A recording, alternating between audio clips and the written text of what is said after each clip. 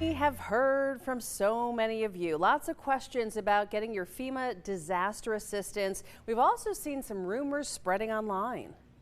7 News consumer anchor Diane Lee joins us with that story and more. Diane? Hi, Amy and Kelsey. Yeah, we're getting more answers to your questions about FEMA disaster assistance. And one that keeps popping up is why so many are getting a denial letter within a day of applying. Well, there are a few explanations, like errors on your application, but the one that is most common happened to an Inman woman who learned that's not the end of the story.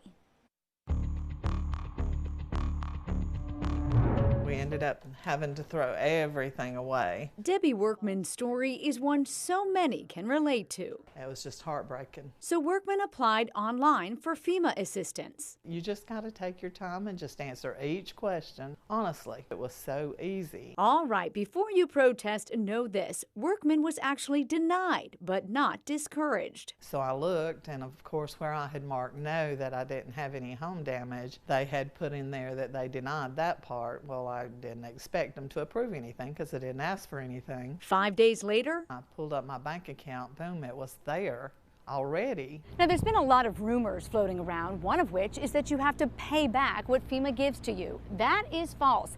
The only time that might happen is if you file for private insurance and get paid for the exact same damage. I knew you'd find out the truth and let me know. in a recent sit-down interview with FEMA, 7 News also learned the money is tax-free, and we got more answers to your questions. There is talk on social media that FEMA money is going to immigration.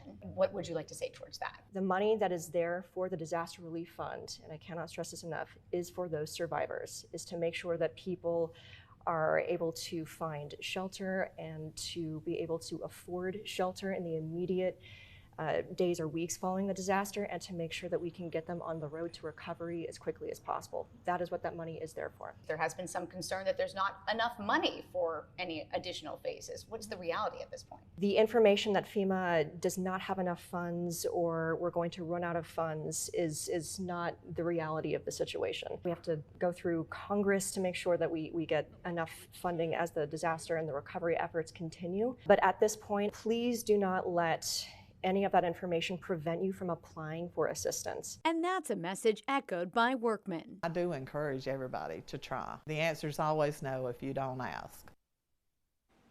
That's the truth, and I answered a lot more of your questions in that sit-down exclusive with FEMA. And you can find that, plus a link on how to apply online and call on my Here to Help page, WSPA.com/consumer.